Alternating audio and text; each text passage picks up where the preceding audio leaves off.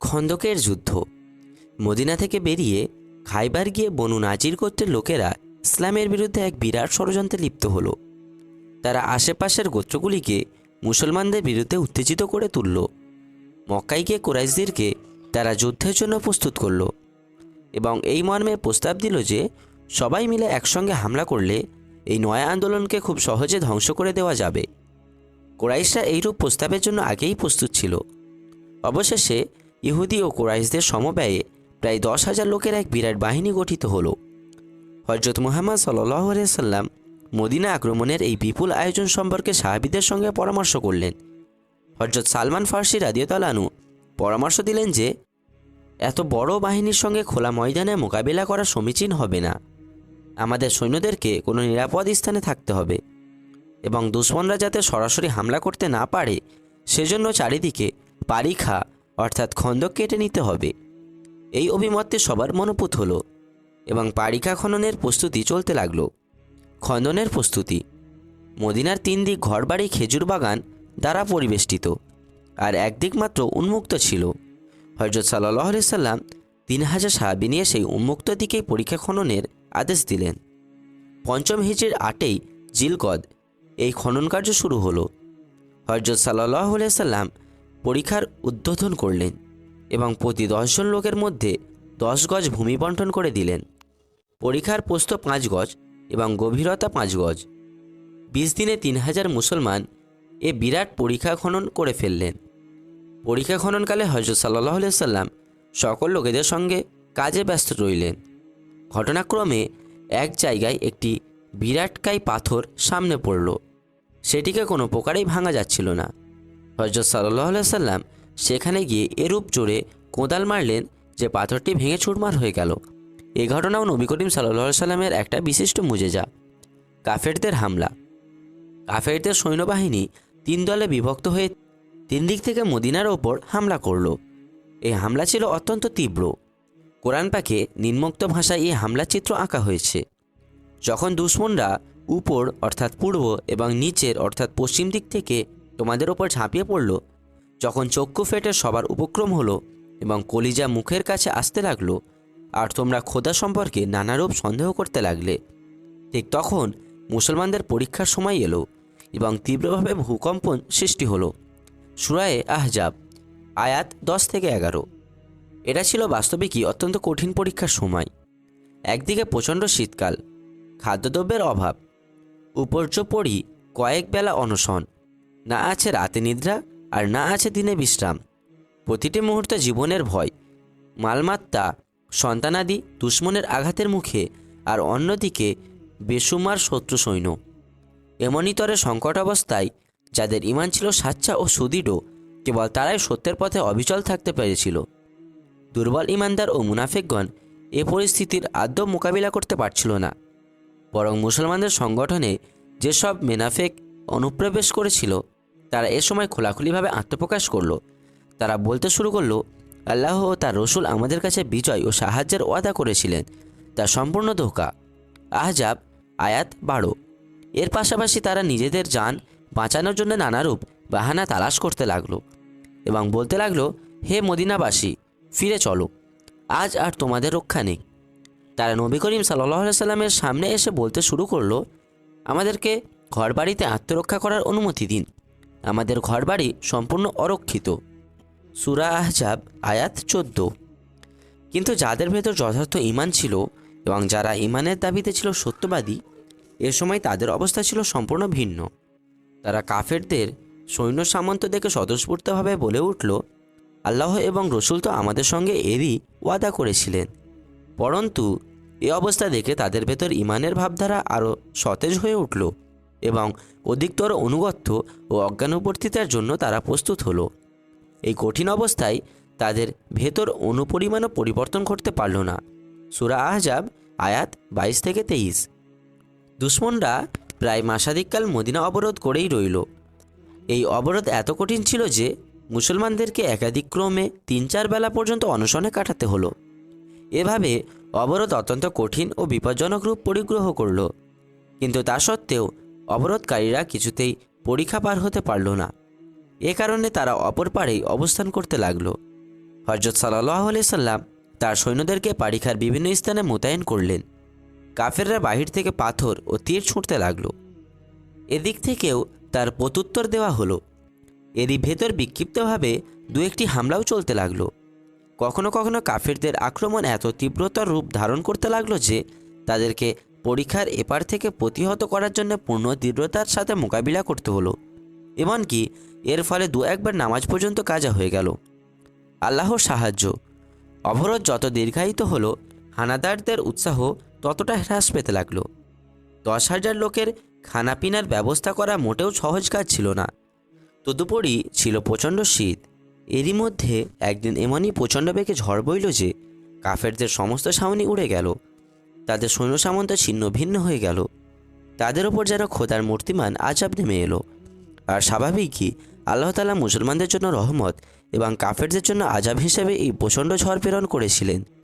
এই ঘটনাকে আল্লাহ তার একটি অনুগ্রহ রূপে আখ্যায়িত করে বলেছেন, হে মুসলমানগণ, খোদার সেই অনুগ্রহের কথা স্মরণ করো যখন তোমাদের ওপর সম্মিলিত বাহিনী ঝাঁপিয়ে পড়ল আর আমি তাদের ওপর প্রচণ্ড ঝড় বইয়ে দিলাম এবং এমন সৈন্য ফেরেশতা পাঠালাম যা তোমাদের দেখতেও পাওনি।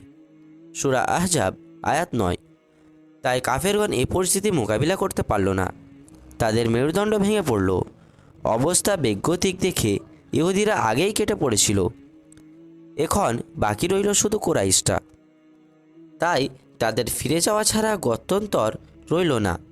এভাবে শুধু আল্লাহর অনুগ্রহ এবং তার অদৃশ্য সাহায্যে মদিনা অবকাশে ঘনীভূত ঘনঘটা আপনা আপনি তিরোহিত হলো। কুরআন মাজিদে এই যুদ্ধের কাহিনী যে ভঙ্গিতে বর্ণিত হয়েছে এবং তাতে মুসলমানদের প্রশিক্ষণের জন্য যেসব উপাদান রয়েছে তার কয়েকটি উল্লেখযোগ্য বিষয় নিম্নে উদ্দীপ্ত করা হয়েছে। আল্লাহর অনুগ্রহের উপর ভরসা। মুমিনদের প্রত্যয় হচ্ছে এই যে প্রকৃত শক্তি আল্লাহর হাতে নিবদ্ধ। বিশ্বজাহানে যা কিছু ঘটে তারই অভিপ্রায় ও হুকুম অনুসারে ঘটে। মুমিন তার কোনো সাফল্যকে আপন চেষ্টা সাধনা বা নিজস্ব শক্তির ফল মনে করবে না, বরং তাকে মনে করে আল্লাহর অনুগ্রহ।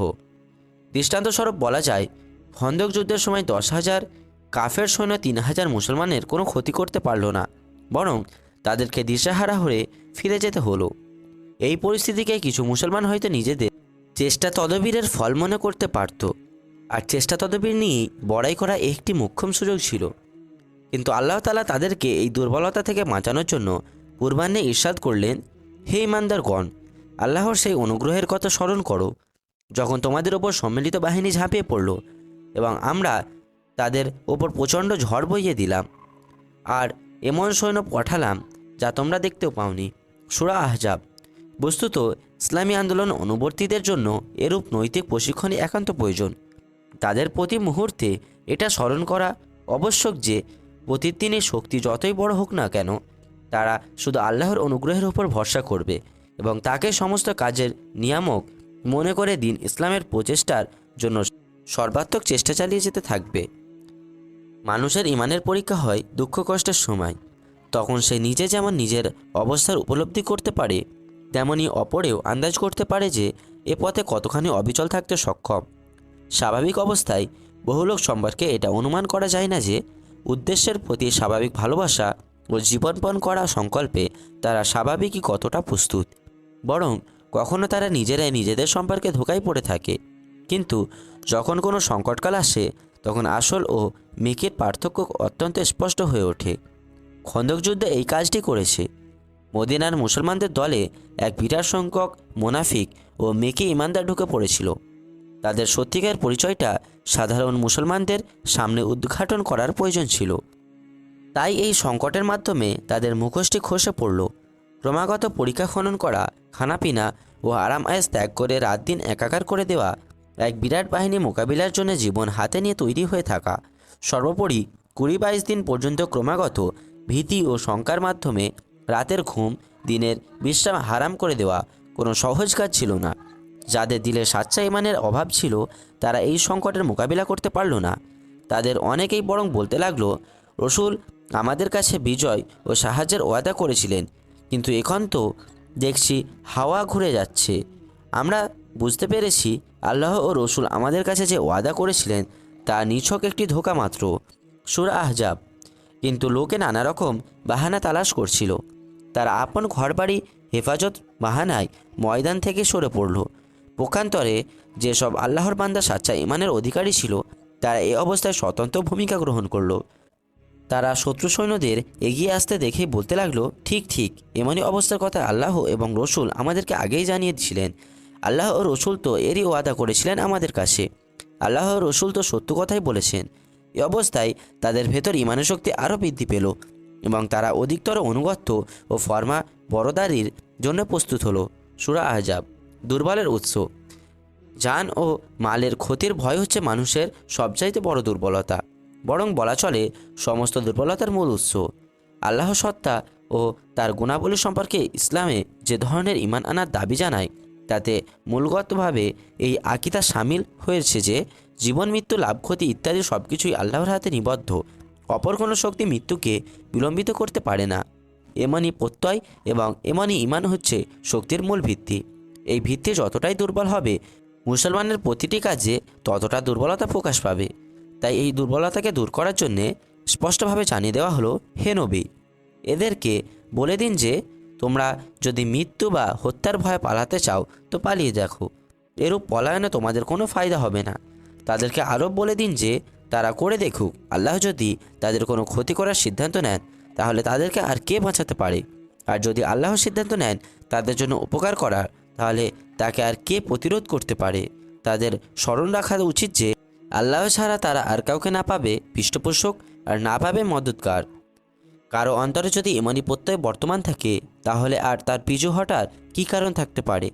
তাই প্রত্যেক নাজুক পরিস্থিতিতেই মানুষের ইমান যাচাই করে নেওয়া উচিত। এতে করে নিজেদের ইমান সম্পর্কে কোনোরূপ ধোঁকায় না থেকে প্রত্যেকেই সঠিক অবস্থা উপলব্ধি করতে পারবে। রসুলের অনুকরণযোগ্য আদর্শ। এই যুদ্ধে আলোচনার মধ্যে মুসলমানদেরকে এ মর্মে নির্দেশ দেওয়া হলো যে রাসূলুল্লাহ সাল্লাল্লাহু আলাইহি সাল্লাম এর জীবন হচ্ছে তোমাদের জন্য অনুকরণযোগ্য দৃষ্টান্ত। কিন্তু যারা আল্লাহ তাআলার দিদার ও আখিরাতের প্রাপ্য পুরস্কারের প্রত্যাশা করে এবং আল্লাহকে খুব বেশি পরিমাণ স্মরণ করে, এ থেকে কেবল তারই ফায়দা হাসিল করতে পারে।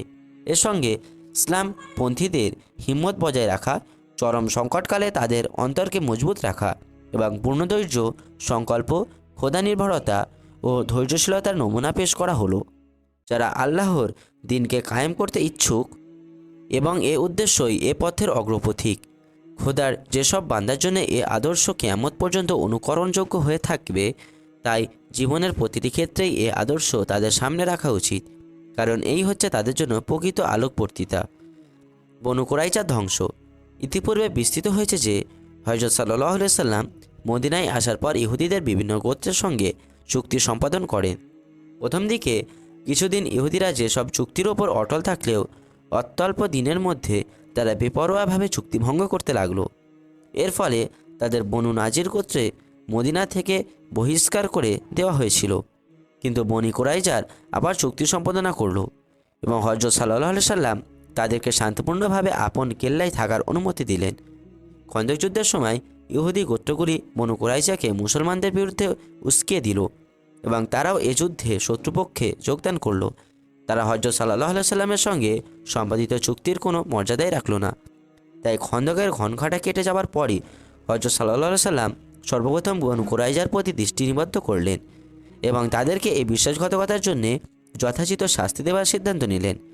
তাদের অপরাধ ছিল বনু নাজিরের অপরাধের চেয়েও মারাত্মক, কেননা তারা এরূপ সংকটাবস্থায় বিশ্বাসঘাতকতা করল যখন গোটা আরব মুসলমানদের ওপর ঝাঁপিয়ে পড়েছিল এবং দৃশ্যত তাদের টিকে থাকবার আর কোনো উপায় ছিল না।